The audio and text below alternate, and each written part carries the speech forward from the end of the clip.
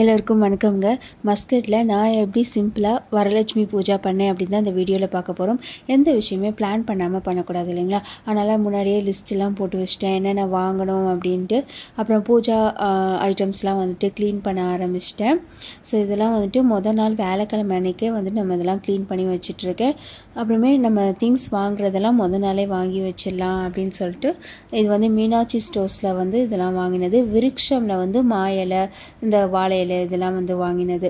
So இதெல்லாம் வந்துட்டு நம்ம மஸ்கட் கிட்டே போனால் தான் நம்ம இதெல்லாம் வாங்க முடியும்.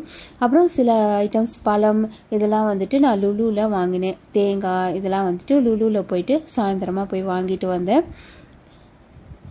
அடுத்த நாள் காலைல வெள்ளிக்கிழமை காலைல பார்த்திங்கன்னா இங்கெல்லாம் வந்து வாசு தெளிச்சிலாம் கோலம் போட முடியாது நம்ம ஊர் மாதிரி. இங்கே வந்து ஜஸ்ட்டு வந்து மாப் பண்ணிவிட்டு வெளியில் வந்துட்டு மாப் பண்ணிவிட்டு நம்ம கோலம் போட்டுடலாம் அப்படின்னு சொல்லிட்டு இங்கே வந்து நான் பண்ணிகிட்ருக்கேன்.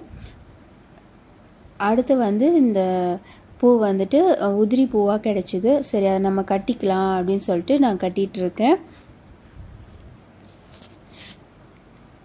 சில பேர் இது வந்து 3 நாள் ஃபெஸ்டிவல் மாதிரி கொண்டாடிட்டுருப்பாங்க. நான் ஒரே நாள் தான் வெள்ளிக்கிழமை அன்னைக்கு சாயந்தரமாக வந்து செலிப்ரேட் பண்ணலாம் அப்படின்னு சொல்லிட்டு என் பசங்களையும் கொஞ்சம் வந்து வேலை வாங்கலாம் அப்படின்னு சொல்லிட்டு இந்த வேலையெல்லாம் தெரியணும் அப்படின்றதுக்காக அவங்களுக்கும் சின்ன சின்ன வேலைகள் கொடுத்தேன்.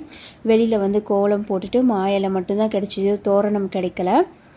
அடுத்து வந்துட்டு 3 to 4:30 வந்து ராவு காலம் ஸ்டார்ட் ஆகிறனால ஒரு 2:30 மணிக்கே வந்து நம்ம நைவேத்தியம்லாம் ஸ்டார்ட் பண்ணிடலாம் அப்படின்னு சொல்லிட்டு 2:30 மணிக்கே வந்து நான் ஸ்டார்ட் பண்ணிட்டேன். அப்புறம் காலையிலேயே வந்துட்டு சுண்டல், இதை வந்து எங்கள் ஊரில் சுண்டல் தான் சொல்லுவாங்க, சென்னா வந்து ஊற வச்சாச்சு. தேங்காயெலாம் வந்துட்டு எக்ஸ்ட்ரா இருக்கிற நாரெல்லாம் வந்து பிச்சாச்சு. ஸோ இந்த மாதிரி வச்சிட்டோன்னா நம்ம உடைக்கும் போது நீட்டாக நம்ம உடச்சி நம்ம சாமிக்கிட்ட வைக்கலாம். சாமிக்கிட்டையும் ஓரளவுக்கு கோலம்லாம் போட்டாச்சு. பூலாம் வந்து நான் போட்டுட்டேன். செவந்தி பூ கிடச்சிது, மல்லிகைப்பூ கிடச்சிது இந்த தடவை. ஸோ எல்லாமே கிடச்சிது. சாமிக்கு போட்டுட்டு அதுக்கப்புறமே ஒரு 4 o'clock கிட்ட வந்துட்டு எல்லாமே நான் ஆரம்பிச்சிட்டேன். வெண்பொங்கல், கொழுக்கட்டை, அப்புறம் பாயாசம், அப்புறம் புளி சாதம் இந்த மாதிரி ஐட்டம்லாம் எடுத்திருக்கேன். அடுத்து உக்காரை அப்படின்ற ஒரு ஸ்வீட் வந்து செய்யலாம் அப்படின்னு சொல்லிட்டு எப்போவுமே நம்ம சக்கரை பொங்கல் தான் சாமிக்கு வச்சுட்டு இருக்கோம். அதில் பச்சரிசிக்கு பதிலாக நம்ம ரவை சேர்த்து பண்ணால் அது உக்காரை அப்படின்ட்டு அந்த ஸ்வீட்டு தான் இன்றைக்கி தான் ஃபஸ்ட் டைம் பண்ணுறேன்.